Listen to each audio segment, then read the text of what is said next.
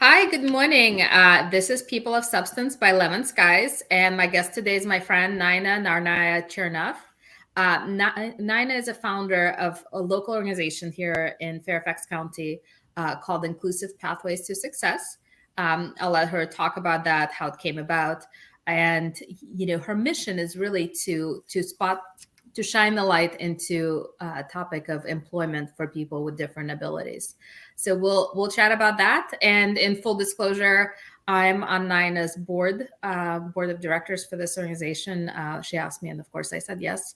So let's just jump right in. Please introduce yourself. Thank you so much, Olga, and thank you so much for having me for the second time on People of Substance. So I'm happy to be here. I am the creator of Inclusive Pathways to Success. It was an idea of mine that grew out of, my own worries for my own son during COVID, actually. So I spent all of COVID dreaming of this idea, and that's what keeps me going, actually, all the time.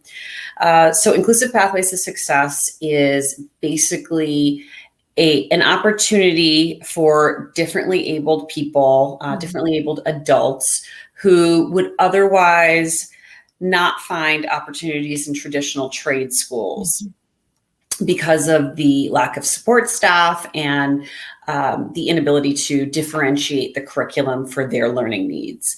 So IPS was basically started out of an idea of creating pandemic-proof jobs for this population of students. Our population is basically people who are between the ages of 21 to 36 and who have a documented disability of severe ADHD, autism spectrum disorder, mild intellectual impairment, and learning disabilities.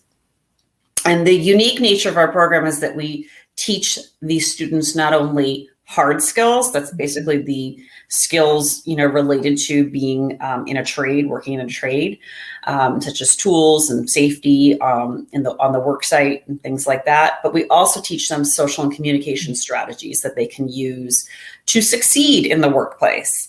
Our population of students, the common ingredient between them is that they benefit from a learning environment that's catered towards their needs, that's paced in a way that maximizes the learning potential, and where they receive attention on their soft skills, because that's an area that is it's a make it or break it type of factor for a person. You can get a person a job, but keeping a job is really challenging for this population of adults. They suffer from really high unemployment or underemployment. The last statistics that was done by the Bureau of Labor Statistics showed that nearly 30% of people who are disabled and are capable of working are unemployed. Yeah. And that's pretty staggering. Coupled with that is the need for skilled people in our area, all over the country. Companies who work in construction need skilled trade workers. The baby boomers have retired or in the process of retiring. So this is a true area of need in the labor market. So I'm hoping to bridge these two ideas and, and offer a new opportunity for construction companies who are seeking to, diversify their staff. And in the early term, just to be clear, we've been focusing on carpentry. Yes, we have. So we held a pilot program in Northern Virginia last fall. We had 4 students of different abilities who we tested out our curriculum on. And we taught them basic tools. And then we also focused heavily on safety, because that's a huge part of working in construction. And we chose carpentry for the ability that it gave us to learn how best to teach a trade to students. Carpentry is sort of an entry point into higher level trades such as plumbing or HVAC or electrical. And you come out with an end product, which we thought that the students could gain so much from. And it worked. We saw dramatic progress in just 4 weeks, and it left us so excited and invigorated for the potential of a 9.5-month program, which is what we're planning to introduce. Yeah, and I've had a chance to stop by the site, so with the chunks of wood, and I believe you were kind of hustling, getting some of the wood materials and tools, and you were talking about all these, I don't even know what some of these things are. You've become quite an expert on it. Not really. I'm learning as I go. And in fact, people tell me all the time, well, if you want your students to learn about how to use a particular tool, you should actually walk the walk. So I'm actually planning to do some training soon to learn how to put together a simple carpentry project myself. I think I can gain a lot from it. That's amazing. So the pilot, I mean, I think what's really phenomenal is watching something come to life. From an idea to actually, they're actual people with the actual tools and the actual, sawdust and, everything else. So just kind of the notion where from nothing, something. So that was powerful. Yeah. Literally, it was just an idea in my head. And when I saw it come to life the first day, it was one of the greatest days of my life. Just having students that I was interacting with day in and day out for a month, it's still just, it's still one of the shining moments of my life that I look back on. And it allowed me to gain, a whole new level of, first of all, respect for the people who do this work, because, we had a professional staff of teachers, and they did the bulk of the work in terms of educating our 4 students. But also, there's so much to learning that we, as adults, we sort of lose that, taste for being in the classroom. And it made me sort of jealous at times. I was like, wow, I feel like I should be a student here. It was just, I can't say enough about how wonderful the process was. So when we talk about different abilities, and, I've had some exposure to this, obviously you've had a lot of exposure to this, but it's also, I think there is this, misperception maybe that, somebody with different abilities is sort of like a solid mass, where in reality, it is a huge spectrum of what people can do, their pace of learning, what things present challenges. Can you talk about that a little bit? Yeah, I think that we tend to put people in boxes in general in society, and that applies to people with disabilities, probably even more so. I think that if you meet one person with autism, for example, you've met one person. There's no, it's a spectrum disorder, so there's no one size meets all type of, thing with autism. And I think you could say the same thing about someone who has a mild intellectual impairment or a certain learning disability. Our process basically uncovers a student's strengths from the beginning. We ask about, what their strengths are and what their learning needs are. I tend to refrain from using terms like high functioning, because I think that doesn't actually do that person justice. I think if we define people more in terms of their support needs, we all need support needs. We all have support needs, regardless of whether we have a disability or not. 25% of the workforce actually has a disability.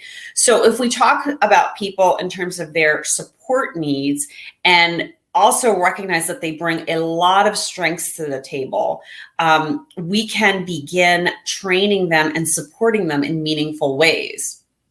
So with our program, we asked a lot of questions on an online application, and we sent the students for an assessment with an occupational therapist. So we had a good sense of what their needs were going into the program, and we will continue that process for our long-term programs. That said, it took us a while to actually get to know the individuals. And I call them individuals because they're all different. And that was actually the fun part, getting to know them and uncovering, more abilities than what we actually saw on paper, and then addressing their needs so that they could be successful. That to me is so exciting. At IPS, what we intend to do is to keep our class sizes small, no more than 5 students per class, so that not only can we support them meaningfully when they're in our program, but we can also support them as graduates when we help place them in some type of meaningful work environment. Because those needs continue to obviously require attention. And so we're there for the long haul. And, I think that it's not the secret to our sauce. It's literally the only way to do it in terms of making this population more employable. So let me ask you this question. When it comes to different abilities and perceptions that collectively we have, what are some things that go unnoticed that perhaps are simple fixes or, assumptions or, kind of invisible needs that society does not realize? That's a great question. And first off, let me say that I think that what is required to sort of get around difficulties that we see with this population, such as an autistic person having sensory issues or sensitivity to noise, there are fixes for that once you understand what the actual challenge is. Perhaps wearing noise canceling headphones, and instead of verbally, stating directions, making that person a visual list of what is required for them on the job. So I think that when we see a person who has challenges, we automatically think that they are not capable of doing the work. But what we need to actually recognize is that there are simple fixes like what I just mentioned, or ways that we can meaningfully get them to self-advocate so that they can state their own needs. I think that there's these perceptions that, this community of individuals can't work or don't want to work. It's just that they don't have the appropriate training pathways that are available to them. And their challenges, yes, they might say the wrong thing or perceive something negative, in an interaction. But if we have that awareness of their disability and we can take the time to maybe explicitly explain to them what our meaning is, those are workarounds that are pretty universal that we can work in to this system. Having a mentor on the job, perhaps like one person that they can go to for help, because sometimes they don't know what to actually do. So if we can mitigate all of those factors and find out more about their needs, see them as individuals, not autistic individuals, just individuals who have different support needs than ours. And I think that, the workforce as a whole would be much better off if we just recognize people for their own needs and, asked for reasonable accommodations. Reasonable accommodations are nothing more than, sometimes they're just, could the person take a break, after 45 minutes of working to reset? Can they use noise canceling headphones? Can they get a written list of instructions or perhaps some videos of, the task that they need to do to remind them of the steps? These are things that we can work into, the workplace with very little fancy technology or anything, extra that's needed from the workplace. Well, and I love what you said, that last bit, being inclusive, it's not about expensive equipment. I mean, a written list seems like a very simple type of thing to implement. So Exactly. I think we all benefit from explicit communication, which is really most of the time what's required for this population to succeed. Yeah. No, I think that's right. Kind of the flip side of it is disabilities, and whether it's developmental, whether it's learning disabilities, any number of things that are not visible. Exactly. I was struck, I think this was in London, on the subway system, where people had buttons indicating that they needed a seat for any number of reasons, whether it's somebody who is an expectant mom early on in her pregnancy, or any number of things, but things that you just wouldn't know. But it sort of took the guesswork out of it. So it just sort of had that little button indicating, and you could wear it or not wear it, right? Exactly. So, but it signaled explicitly what their conduct might be. And let me also say that what we work on at IPS is having the student be comfortable stating what their needs are. We are providing the job assistants with the understanding that we will tell an employer what disability our student has, and it's understood if they're a student at IPS, they have some sort of different ability. Let's knock down this perception that having a disability is a negative. Let's be forthright about that, and ask for reasonable accommodations when needed, but also find ways for that individual to find workarounds for them. Find that one person that they can turn to and ask for help. I think that employers can be nervous, justifiably, to bring on someone with a different ability because it might require something different. We're going to do the training in such a meaningful way that we can facilitate, meeting those needs on the job and keep offering the support to both the graduate and the employer, to just, keep them successful in the workplace. So let me switch gears a little bit. And you and I have discussed this subject a few times over the years. Just the idea of doing something. So you had an idea and you did something. And it's not that every person out there, is out starting a nonprofit and the vocational training program. But I've been reflecting a lot on sort of, good intentions. Like if we harnessed like a third of good intentions into action, like 20% of good intentions into action, the world would be a much improved place. Yeah. So I want to ask you kind of what drives you, and why do you think, people who clearly have their hearts are in the right place, but that intent never comes into action? Why is that? Well, I think for me personally, working in the disability field and having an autistic son, that's actually my biggest motivator. Looking at my son Dylan every day, he's 16. We're getting to the stage where we need to plan for his future. So I want something more for him. That's right here in our neighborhood. I don't want to send him away for training. I want him to be able to access a post-secondary opportunity, just like his siblings, that will set him up for success.